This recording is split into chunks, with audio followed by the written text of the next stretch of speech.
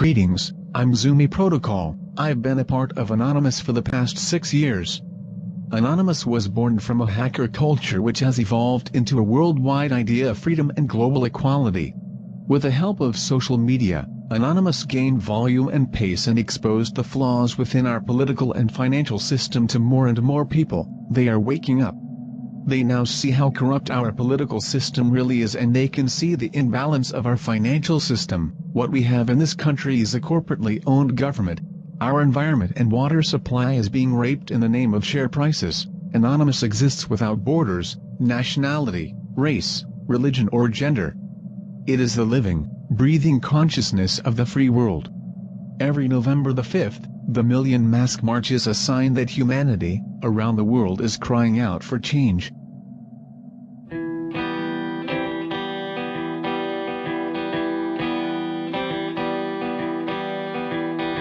It's not even worth talking to them. It's honestly, what? They're not going to listen. They're stuck in this system. A system that is designed to make us believe that we have an illusion of choice. Puppet number 1, 2 or 3. Nah, mate. I don't agree with politicians. I have no time for politicians. Don't fall mist, don't get pissed, stay sober, don't sing the royal rovers. To see them through. I'll say this afternoon that the rate of the grass to regrow this week rather than in a week's time is more important than us exercising our democratic right to freely assemble. Then shame on you, you are meant to be facilitating this process. I've become tired of living in communities where people turn against one another, where people look for differences, where people look to condemn immigrants, people of different sexual persuasions. This is a genuine opportunity for us to be inclusive, positive, buoyant and optimistic about change.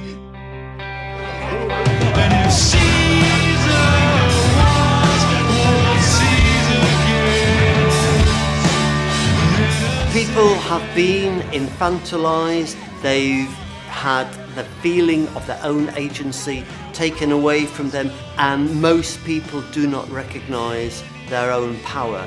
Most people don't believe that they have the ability to see what's going on and to change things, that they can speak up, that they can take action. We are not living in a democracy, if you mean by democracy that everybody has the ability to express what they want, or even the majority has the ability to express what they want. If you look at the policies favoured by the majority of the population, they are not the policies of the main political parties. The policies of the main political parties are very much influenced and dictated by the finance sector. So the simple answer would be not really, although it looks like it sometimes. Would it be fair to say that we're living in an economic dictatorship? Well, the ideal model of free market economics depends on the assumption that everybody comes to the market with roughly equal financial wealth, and then you get all these benefits which they talk about in your Economics 101 courses.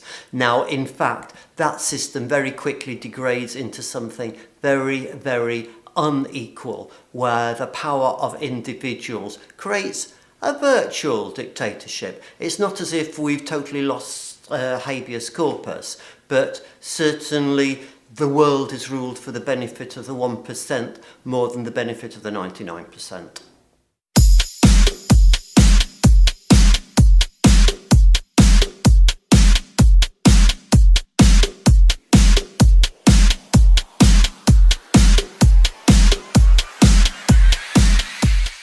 Hi, I'm Patrick Ireland and I'm a student at the London Film School. I previously studied politics at the University of Sheffield, where my interest in so-called fringe political movements was first aroused. Upon moving to London in 2014, I decided that I wanted to make a documentary which would focus on one of these movements, Anonymous. Noodles, a little bit of this chicken here, please. Yeah. And sweet and sour. Can I go to, yeah? Yeah, can of Coke. Actually make it 7-Up. Yeah. Cheers, yeah, thanks. By their nature, Anonymous are a highly secretive organisation. Moreover, what distinguishes them from other political movements is the fact that they are non-hierarchical. They don't have a party whip. members of Anonymous can express themselves freely without having to answer to some higher authority or ideology. However, the Million Mask March is a date when all of these factions can come together, united in one belief, that there is something fundamentally wrong with the society we're living in today. To learn more about Anonymous, I decided to meet with the organisers of this year's Million Mask March.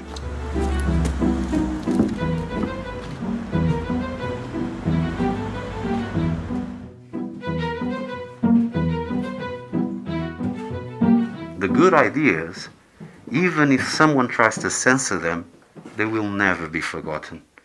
So today, we need to assure not only that we'll be entitled to a tomorrow, but we need to ensure that that tomorrow will be better than today. Regardless which country of the world, regardless what's your background, because you stand for the same justice, equality, and freedom as any of your fellow protesters.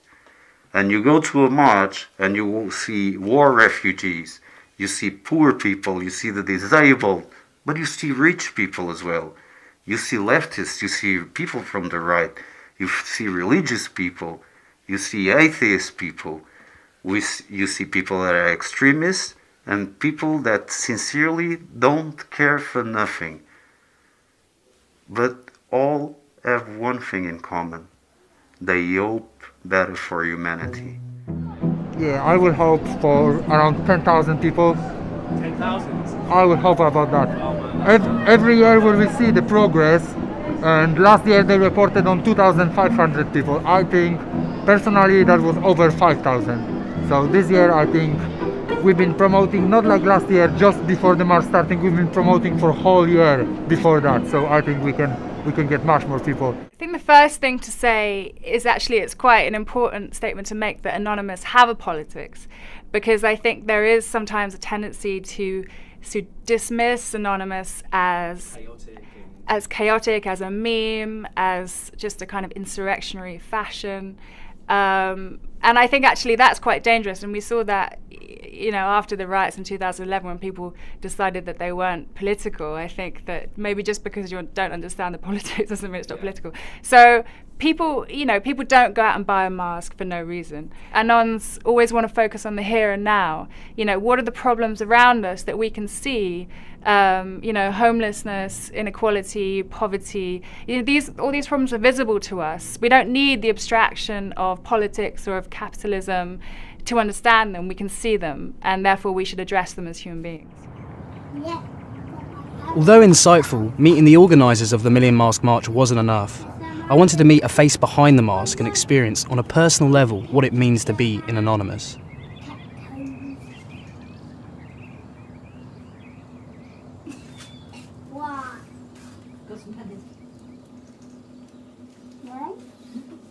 I've always felt like I didn't really fit into society in any way, shape or form. There wasn't really a box that I fitted into.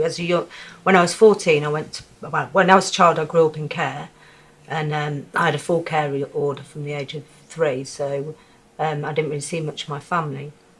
And I used to run away a lot, so I spent some time homeless on the streets, and I was abused in care. And then when I was 14, I started looking at how I could make a difference and play them at their own game. So I learned quite quickly that you needed to know their rules. You needed to know where other people in children's homes were maybe kicking off, being restrained and things like that. I was studying the ways I would get what I wanted. I mean, I had them giving me £50 a week clothing allowance and a trip then moved me to America by the end of it, you know. I learned to play the system. But that led me to Parliament, where I stood up for the Charter of Children's Rights. And I also helped work with the Mayor of Coventry to do one for children in care. So that got me first interested in politics. And then I stood for the Lib Dems and I've stood for the Greens. And I've tried the political road, but it's bullshit.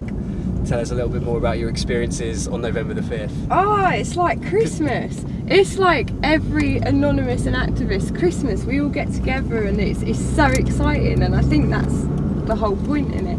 And the bonding, and you just know you're going to see all these people, and like months and months before you, everyone just puts, see you on the 5th, see you on the 5th. It's like, oh, the 5th, I can't wait.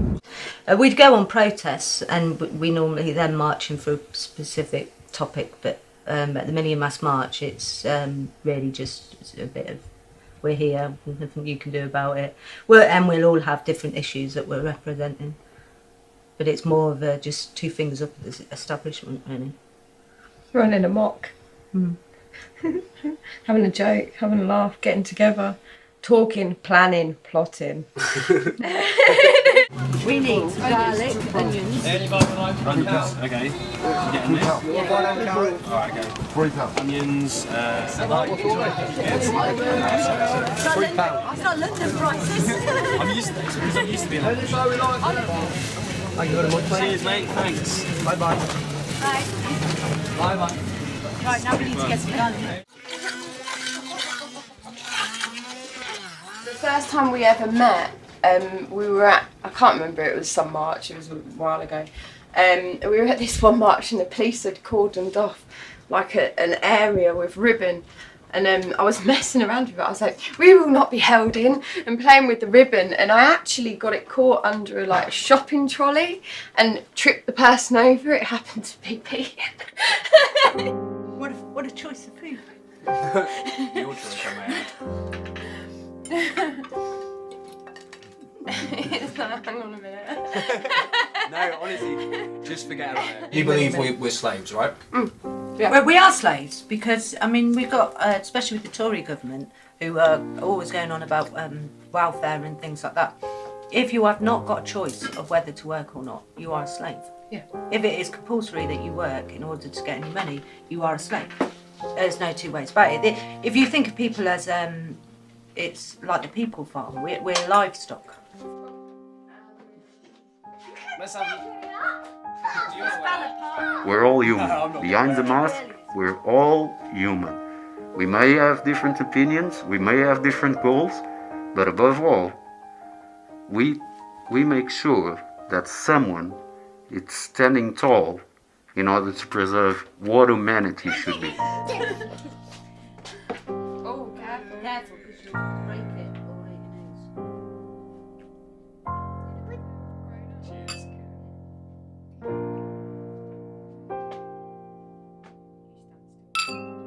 To revolution? To revolution. There we go.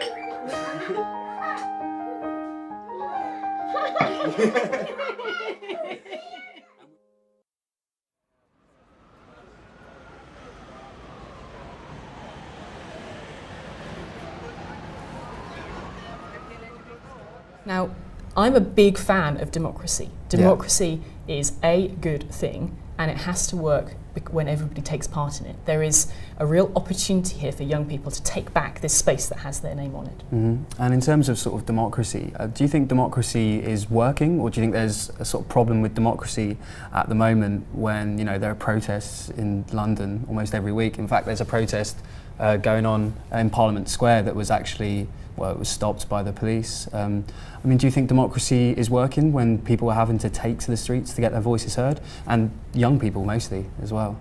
I think, to be fair, democracy probably started because people took to the streets. The history of democracy has protest running through it, and that has to be a very healthy thing. Mm-hmm. Now, as we say, we can talk about the particular policies or the particular things that get people going. But actually, I think today's young people are using a whole range of things to make their voices heard. Some of those are informal politics, and some of those are not. Are they forced to do that, though? I think that's the question. Are people forced to engage in politics through alternative means because they feel like voting and they feel like the system itself isn't geared up to help them, so they're having to go to different channels in order to be political? It's not the fact that they're sort of politically apathetic. They want to come involved in politics, but they're having to go through different channels in order to be political. Well, I think actually the great thing about the modern world is there's a ton of channels available. Yeah. So there are new technical ways of making your voice heard that simply didn't exist 30 years ago. That's actually a really exciting thing. Politics, if you like, in the street is an option today alongside politics on the web, alongside politics inside Parliament, alongside politics everywhere you'd care to look. There's a really exciting range of ways for young people to be involved in their community. Now, you define your community how you like, if it's your community online or if it's your community in a village or in a town or in a city or in a country. All of that, to me, is a very exciting evolution of politics, And I think that young people have every place at the heart of that. I would particularly encourage anyone watching this film, in the group that we're talking about, to get into formal politics. It won't change without you in it. But what if the formal politics doesn't represent, their interests or, their ideas? I suppose it does go back to that idea of all the parties being the same. And it sort of leads on to the next question as well, which is, do you think there's like a problem with the system at the moment? Like, what kind of reforms are needed? Because a lot of young people especially would say that, neoliberal capitalism, what we're living under at this very moment, isn't working. And that it needs to be reformed somehow. I mean, would you agree with that? What kind of reforms are needed? I've actually met very few young people who use that word to describe any of that. Neoliberal capitalism. People just want to get on with their lives, and I think actually democracy has to be flexible enough to do all of that across words long and words short. Democracy means that people's needs have to be balanced, so you're not going to get the thing that you want tomorrow and just as you wanted it. You are going to have to work with what democracy does. But as I've said all the way through, democracy is there for everyone. If you don't like what you see in it, get in yourself and change it. Well, some people will be doing that on the 5th of November. Have you ever heard of the Anonymous movement? I have. We've got actually this mask here. Right, and, nice. Yeah, on the 5th of November, these guys will be marching through the streets of London. Right, good. And they come into Parliament to protest. Yep. Will you be there to hear their voices? Well, I imagine I'll be in Parliament because it's my job as a member of Parliament, but I'll look forward to hearing what they've got to say. Yeah, I mean, do you have any thoughts on Anonymous? Because, as I said, these are people, we've spoken to a few of them actually, and they don't believe democracy works. Right. They have very serious concerns about democracy and about politicians. And I was just wondering if you had any comments on that. Not specifically, I don't. I'll look forward to hearing what they've got to say. And just on the subject of being anonymous and being behind a mask, I think a few of them are actually in Parliament Square right now. Well, that's great. Yeah. That's really good for them. As we said earlier in the interview, interview, they were in Parliament Square, but then the police came in and warded it off and stuff. Well, as we said earlier in the interview, there are a ton of good ways in the modern world to make your views known. I don't get the luxury of being anonymous. I'm an MP. I'm available to my constituents in Norwich. If any of my constituents are amongst that, I'd be looking forward to hearing from them. Okay. So it's the night before the Million Mask March, and I'm both excited and apprehensive about it. This is the closest I'll get to experiencing what it's like to be an Anonymous. From what I've learned speaking to people within Anonymous, the Million Mask March isn't about one single issue. People were there for all kinds of reasons, protesting against what they perceive to be unfairness, inequality and corruption within our society.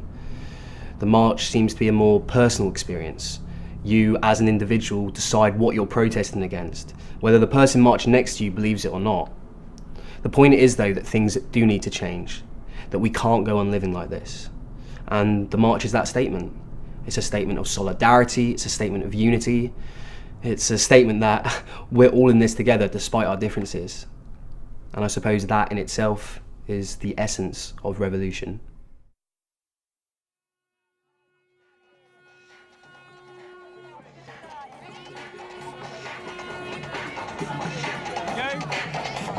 Are you ready?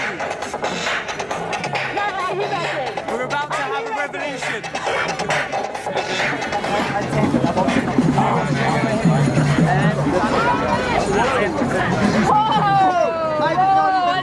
Jesus, have you guys seen this?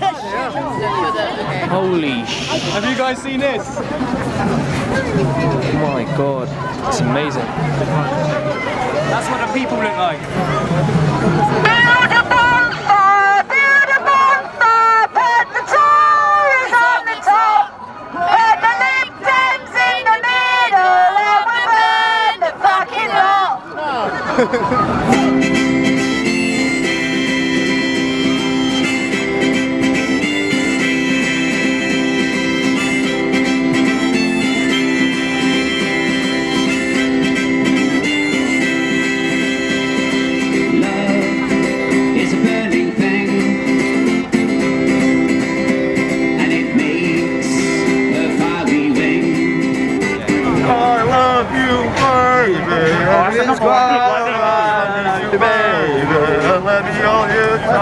Let me love you, baby. Let me love you.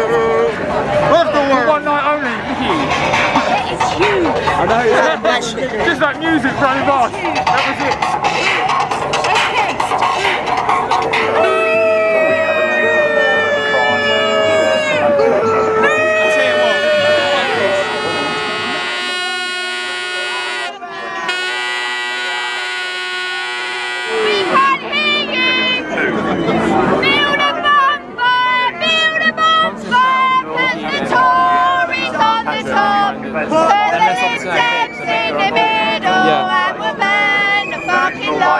place. We are the 99%! We are the 99%! We are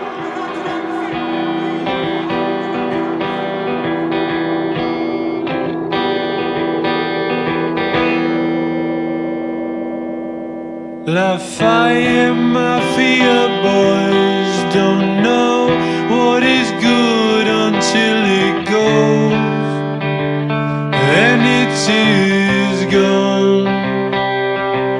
Because ignorance is bliss, and they've got plenty of this to see them through.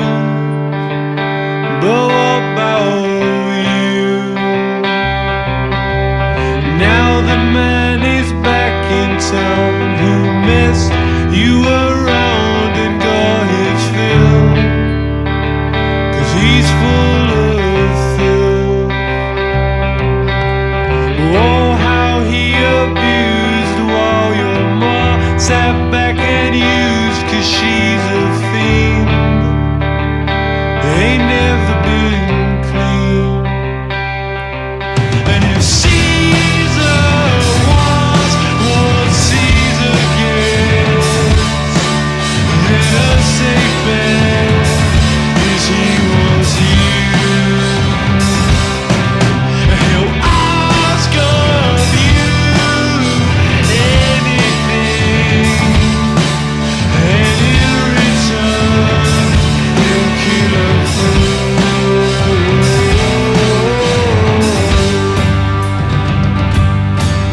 You're ruthless, youth inside.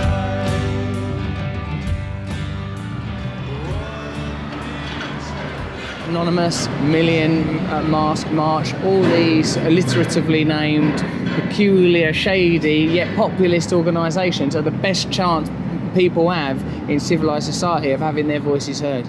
And what would you say to people who say there is no alternative to the current system? That, you know, oh, well, the system works, you know? Well, I think that people that say the system works work for the system. They're people for, like, you know, if you're, you know, working at Exxon in an executive position, you've just turned over profits of 58 billion, then it's going really well, everything's cool, everything's fine. If you're an ecological activist concerned about the likely consequences of Exxon drilling in the Arctic or the continuing practice of fracking, then things aren't working so well. If you're one of the millions of people in this country living below the poverty line, things ain't working so well. If you're one of the Americans who had their house foreclosed as a result of the financial collapse in 2008 in America, things ain't working so well. The system works fine, and for people that are benefiting from it, like any system, I suppose. But yeah, of course, there are many alternatives. There are millions of different ways of organising society. My point is, that any system that deconcentrates power is probably better for people today. We live in a situation where we live in a time where transparency is possible, where technological communication and participation is possible.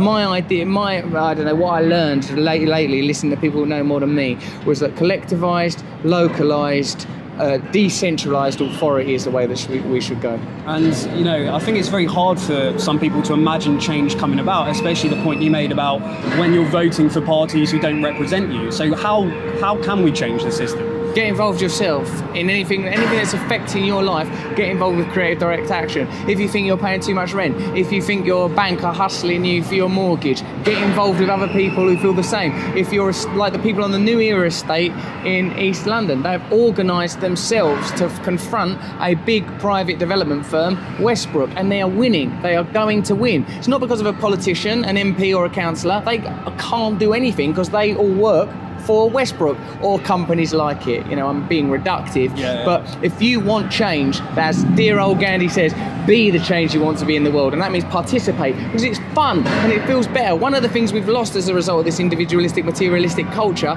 is our sense of community and togetherness. One of the ways that we can regain that is through collective action and creative direct action together. And do you think there'll be a revolution? It's Will inevitable. change come about? It's inevitable. Yeah. It's only a timing issue now. It's happening quickly though. The establishment know it's coming. Of course. They're terrified. They're terrified. Well, cheers. Thanks so much for doing Thanks for this. coming to talk to me on a street corner. So November the 5th wasn't the start of the revolution. But then again, history has taught us that revolutions happen over decades, sometimes even hundreds of years before real change comes about. But What this experience has taught me is that Anonymous do have something genuine to say about politics. They're not all conspiracy nuts and cyber thugs. Anonymous represent what I'm sure most of us feel deep down, that there is something wrong with the world, that humanity can do better for itself. And perhaps most importantly, they remind us that a better world is possible, a fairer world. And that, comrades, is a world worth fighting for. We have nothing to lose but our chains.